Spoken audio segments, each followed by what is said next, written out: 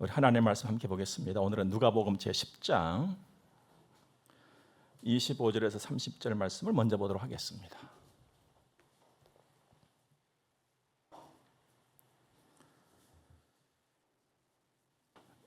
어떤 율법 교사가 일어나 예수를 시험하여 이르되, 선생님, 내가 무엇을 하여야 영생을 얻으리까? 예수께서 이르시되, 율법에 무엇이라 기록되었으며 네가 어떻게 읽느냐? 대답하여 이르되, 네 마음을 다하며 목숨을 다하며 힘을 다하며 뜻을 다하여 주 너희 하나님을 사랑하고 또한 내 이웃을 내 자신같이 사랑하라 하였나이다. 예수께서 이르시되, 네 대답이 옳도다. 이를 행하라. 그러면 살리라 하시니, 그 사람이 자기를 옳게 보이려고 예수께서 여짜오되, 그러면 내 이웃이 누구니까? 예수께서 대답하여 이르시되, 어떤 사람이 예루살렘에서 여리고로 내려가다가 강도를 만나매 강도들이 그 옷을 벗기고 때려 거의 죽은 것을 버리고 갔더라. 아멘. 율법 교사, 율법에 정통한 사람이고 율법에 능통한 사람입니다. 그가 예수님을 찾아와서 묻습니다. 그런데 그 의도가 상당히 불순합니다. 오늘 시작되는 25절 말씀 볼 때 예수를 시험하여 이르되, 그러니까 악의를 가지고 물었다는 것입니다. 악한 마음과 의도를 가진 것이죠. 그의 물음은 이랬습니다. 내가 무엇을 하여야 영생을 얻으리까? 영생. 예나 지금이나 누구나 지대한 관심을 갖고 바라는 일이지요. 그런데도 쉽지 않은 일입니다. 거기에 대해서 대답하는 것도 쉽지 않은 일이죠. 이 율법 교사는 바로 그 점을 알았어요. 그래서 악의를 가지고 예수님께 바로 그것을 물었던 것입니다. 어떻게 보면 굉장히 똑똑한 것 같지요. 하지만 어리석음이었습니다. 왜냐하면 자기가 묻고 있는 상대되는 예수 그리스도가 바로 영생이었기 때문입니다. 근데 그것을 이 율법 교사는 몰랐거든요. 그런데 예수님이 물으셨어요. 그에게 예수께서 이르시되, 율법에 무엇이라 기록되었으며 네가 어떻게 읽느냐?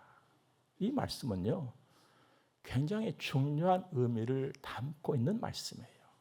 두 개인데, 하나는 율법에 무엇이라 기록되었으며, 이 말씀은요, 네가 묻기 전에 율법에 이미 기록이 되어져 있다, 이 말씀이에요. 그리고 어떻게 읽느냐 이 말은, 너 이미 읽었지 않았냐 이 말이에요. 이미 읽었지 않았냐? 너 이미 알고 있지 않냐? 네 머릿속에 다 담고 있지 않냐? 이런 의미예요.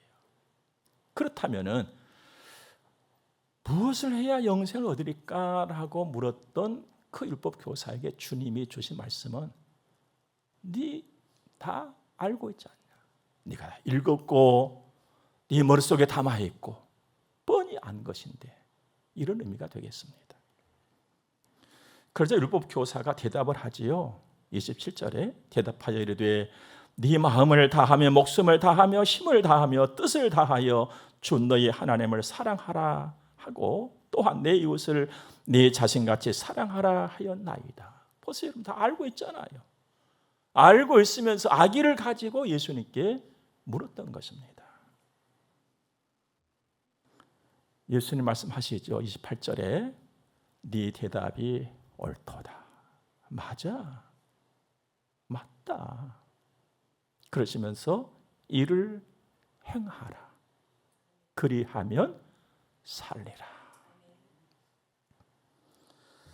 여러분, 하나님께서 기뻐하시는 믿음은 행함으로 온전케 되는 것입니다.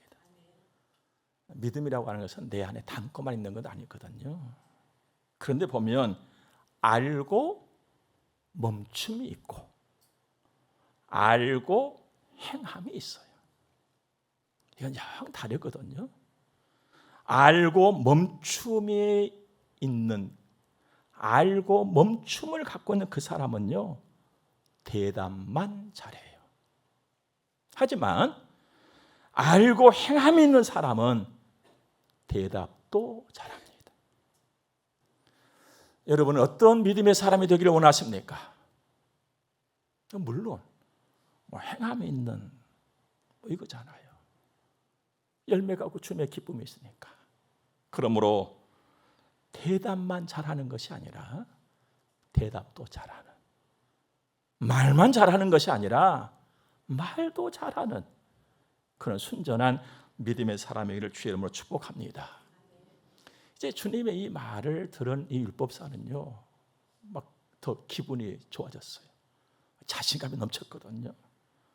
율법사는 자신을 과신했어요. 바로 나다, 나 다 잘했어. 자신은 별 문제가 없는 것으로 생각했던 것입니다.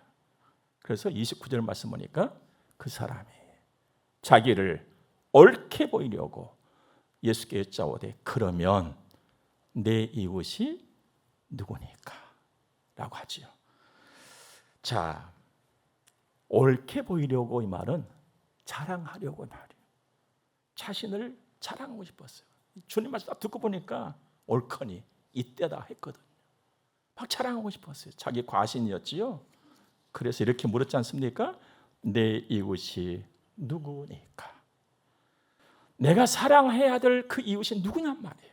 다 했다는 건 다 했다. 그런데 주님, 내가 더 사랑해야 될 이웃이 있는 것입니까? 라고 물은 것입니다. 이웃, 나의 이웃. 오늘 여러분의 이웃은 누구입니까? 나의 이웃은 누구일까? 한 걸음 나아가서 나는 누구의 이웃인가? 나는 어떤 이웃인가? 이웃 사촌이라고 가까이에 있는 누구? 아니면 나랑 잘 지내고 나에게 호의를 베풀어주는 그 누구가 나의 이웃인가? 당시 유대인들의 이웃은 매우 제한적이었습니다. 적게도 끼리끼리, 많게도 끼리끼리였어요. 오직 우리 가족, 오직 우리 민족. 우리 민족 가운데서도 또 직업에 따라서 세일이 저 죄인이야 제외시켰어요. 이 율법사도 그렇게 살아온 사람입니다. 그에게 예수님께서는 즉답을 피하시고 이렇게 말씀을 시작하십니다. 30절 보니까 예수께서 대답하여 이르시되 어떤 사람이 예루살렘에서 여리고로 내려가다가 강도를 만나매 강도들이 그 옷을 벗기고 때려 거의 죽은 것을 버리고 갔더라. 거의 죽은 이 말은 절반 죽은 거예요. 숨이 거의 넘어가고는 상황이에요. 강도를 만나가지고 생사의 갈림길에 놓인 사람인데 버려져 있어요. 그러니까 엄청 위태로운 상황의 사람이었다는 것입니다. 그런데 버려진 그 사람의 곁을 세 사람이 지나갑니다. 31절 보니까 한 사람은 제사장이었고 32절 말씀 보니까 한 사람은 레위인이었고 33절 말씀 보니까 한 사람은 사마리아 사람이었습니다. 제사장, 레위인, 유대인을 대표하는 인물입니다. 예수님께 이 질문을 던지고 있는 율법사조차도 존경했던 자랑스러웠던 사람들이 제사장이고 레위인이었습니다. 그런데 안타깝게도 그들은 피하여 지나가 버렸습니다. 버려진 그 사람을 보고 피해서 돌아서 지나가 버린 거예요. 의도적으로 가버렸다. 다른 쪽으로. 보고서는 의도적으로 가버렸어요. 제사장, 그의 주요 임무는 백성을 위해서 성전에서 하나님께 희생 제물을 드리는 매우 중요한 일을 맡은 사람이었습니다. 당시 유대 사회에서 최고의 특권층이었습니다. 하지만 그의 가슴에는 사람을 향한 사랑은 없었습니다. 그리고 레위인, 제사장은 아니었지만 하나님과 백성들에게 봉사하기 위해서 구별된 지파의 사람이었습니다. 이들 또한 유대인의 특권층이었습니다. 위세 등등한 사람들이었어요. 그런데 그의 마음에도 사랑은 없었습니다. 그냥 피하여 지나가 버렸습니다. 어디나 보면 예나 지금이나 특권층이 달라져야 합니다. 기득권의 세력이 달라져야 되거든요. 선하고 좋게. 그런데 이 일이 안 됩니다. 하나님 앞에서도 그렇고 사람 앞에서도 그렇습니다. 그래서 사람 살아가는 인생길은 항상 어지러운 것입니다. 자, 그러면 세 번째 사람, 사마리아 사람은 어땠을까? 33절 말씀 봅시다. 어떤 사마리아 사람은 여행하는 중 거기 이르러 그를 보고 불쌍히 여겨. 제사장과 레위인과 다른 점이 하나가 딱 눈에 띕니다. 불쌍히 여겨. 불쌍히 여겨. 뭔가 좋은 일이 일어날 것 같아요. 싹이 보여요.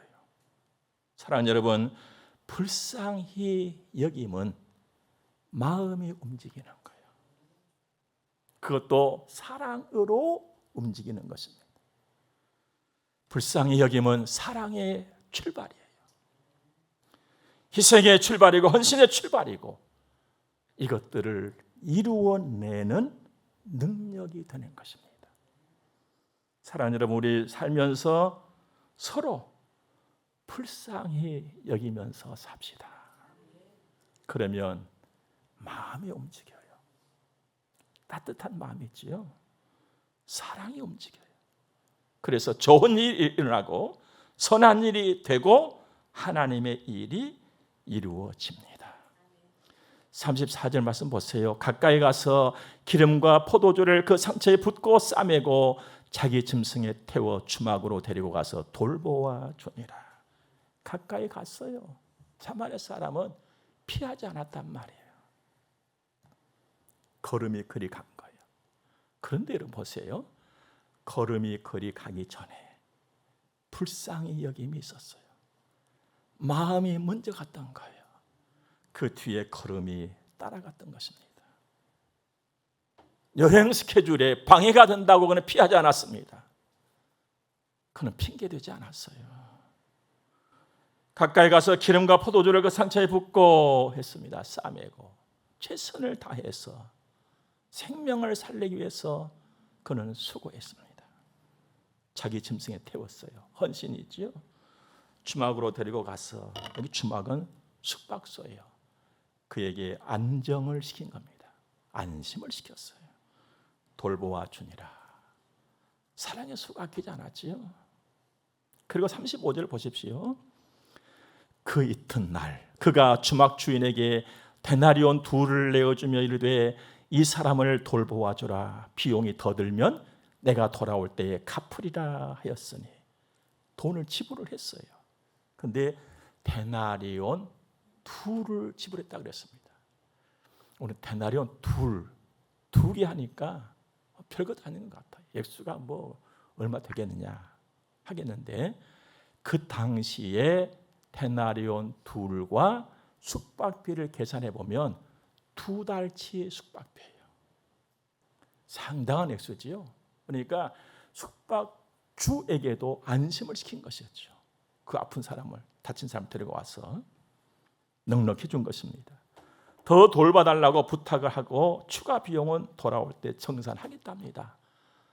책임을 지겠다는 거예요. 2달치의 선불로 지불하고 더 들은 것 있으면 내가 책임지겠다.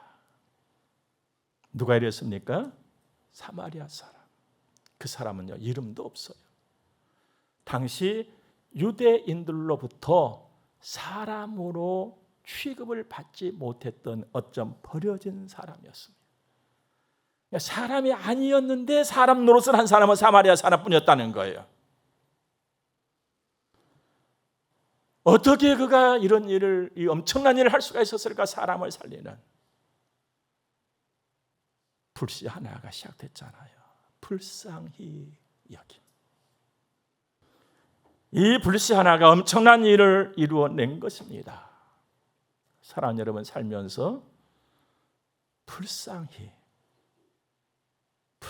여김이 있기를 바랍니다. 출애굽기서 구약성경 1장과 2장을 보면은 당대 최고의 나라 애굽이 등장합니다. 지금 이집트지요. 그 정권에, 그 폭정에 고통당하고 했던 하나님의 백성들이 또 소개가 됩니다. 히브리 사람들, 지금 유대인이죠. 그때 그 사회에는 어명이 떨어져 있었어요. 내용인즉 히브리 사람이 아기를 낳을 때 남자 아이를 낳는다면 다 죽여라. 어명이었어요. 누구도 거스릴 수 없는 일이었거든요. 그런데 그 즈음에 레위 가문의 한 부부가 있었습니다. 남편의 이름은 아므람이었고 아내의 이름은 요게벳이었습니다. 이들이 임신을 해서 아기를 낳았어요, 어느 날. 그런데 보니까 아들이에요. 큰일 났습니다. 그런데 그 아들의 눈동자를 보니까 보통 아이가 아니었어요. 그래서 이 부부는 키우기로 작정을 하지요. 숨겼어요. 그 석 달을 키우잖아요. 더 이상 어떻게 집에서 키울 수가 없는 거예요. 발각되면 난리 나니까. 어쩔 수 없이 그 부부는 갈상자 하나 만들고 그 상자 안에 그 아들을 담잖아요. 뚜껑을 닫았어요. 그리고는 갈대숲 사이에다가 갖다가 뒀습니다. 하나님께 맡김이었어요. 하지만 그들은 먹먹한 마음이었지요. 막막한 순간이에요. 여러분, 우리가 살면서 보니까요, 어떻습니까? 하나님께 맡기자고 외치고 기도하지요. 어느 날 내가 고백합니다. 하나님께 맡겼습니다. 그렇다고 속이 시원합니까? 하나님께 맡겼습니다 할 때 평안하더냐 이 말이에요. 하나님께 맡겼습니다 하고는 다리 쭉 뻗어집니까? 아니잖아요. 하나님께 맡겼습니다 하면서 때로는 마음이 조마조마해요. 힘들고 어려워요. 조급함도 생기고 한없이 아픔도 있어요. 아므람과 요게벳의 마음이 느껴지는 거예요. 어떻게 될지 몰라요. 강물은 흐르고 그 상자는 떠내려갑니다. 그런데 놀랍게도 마침 나일강에 목욕하러 나온 공주 왕의 딸이 웬 상자 하나 흘러내려온 것을 본단 말이에요. 시녀들을 명하여서 건져오라고 했잖아요. 상자의 뚜껑을 열어보니까 히브리 사람의 남자아이가 울고 있는 거예요. 그 울음을 듣는 순간, 그 아이를 내려다보는 순간 공주는 불쌍히 여겼어요. 불쌍하다. 공주의 마음이 움직인 거예요. 하나님의 일이 이렇게 시작이 된 것입니다. 공주는 그 아이의 이름을 모세라 했고 자기 집에 데려가서 그걸 키우잖아요. 그 모세가 훗날 출애굽할 때 이스라엘 민족을 이끌 지도자가 될 줄 누가 알았겠습니까? 하나님만이 아는 사실이었지요. 사랑하는 여러분, 성경을 보니까요, 하나님의 일도 불쌍히 여김으로 시작이 되어져요. 불쌍히 여김은 분명 사랑의 출발이에요. 거기에는 적극적인 행동이 나오고 피하지 않습니다. 그래서 불쌍히 여김은 마침내 그 사랑을 이루어내는 것입니다. 하나님께서도 목자 없는 양 같은 우리를 불쌍히 여기셨어요. 그래서 당신의 사랑을 몽땅 우리에게 부어주셨습니다. 그 사랑이 예수 그리스도 이 땅에 오심 아닙니까? 우리는 그 예수님을 믿음으로 살았고 그 예수님을 믿음으로 살고 그 예수님을 믿음으로 영원히 살 것입니다. 그리고 이 땅에 사는 동안 끊임없는 보살핌을 받습니다. 사마리아 사람이 강도만한 사람을 보살피고 또 보살폈듯이 말합니다. 이 말씀을 하시고 그렇게도 잘난 체 했던 율법사에게 예수님이 물으십니다. 36절에 네 생각에는 이 세 사람 중에 누가 강도 만난 자의 이웃이 되겠느냐고. 그의 대답은 우리가 다 같이 한번 읽어봅시다. 37절 시작. 이르되 자비를 베푼 자니이다. 예수께서 이르시되 가서 너도 이와 같이 하라 하시니라. 아멘. 너도 가서 이와 같이 하라. 나의 이웃은 누구인가? 가까이에 있는 누구만 아니라 나에게 호의를 베풀고 있는 사이좋은 누구만이 아니라 그들을 훨씬 넘어서 나의 사랑을 필요로 하는 사람, 나의 헌신과 나의 수고를 필요로 하는 모든 사람이 나의 이웃인 것을 예수님이 가르쳐 주신 것입니다. 이제 남은 것은 가서 행하는 것입니다. 실천해라. 사랑하는 여러분, 우리는 하나님의 넘치는 사랑을 받았습니다. 그리고 지금도 그 사랑을 받고 있습니다. 이제는 우리가 그 사랑을 나누어야 할 것입니다. 나로부터 점점 더 멀리, 점점 더 많이. 나의 이웃은 누구인가? 나는 어떤 이웃인가? 있으나 만한 이웃인가? 해로운 이웃인가? 좋은 이웃인가? 여러분과 저는 지금 이웃이 없어지는 시대에 살고 있습니다. 자꾸만 이웃이 없어집니다. 싸늘한 세상입니다. 세상은 자꾸만 차가워지고 있습니다.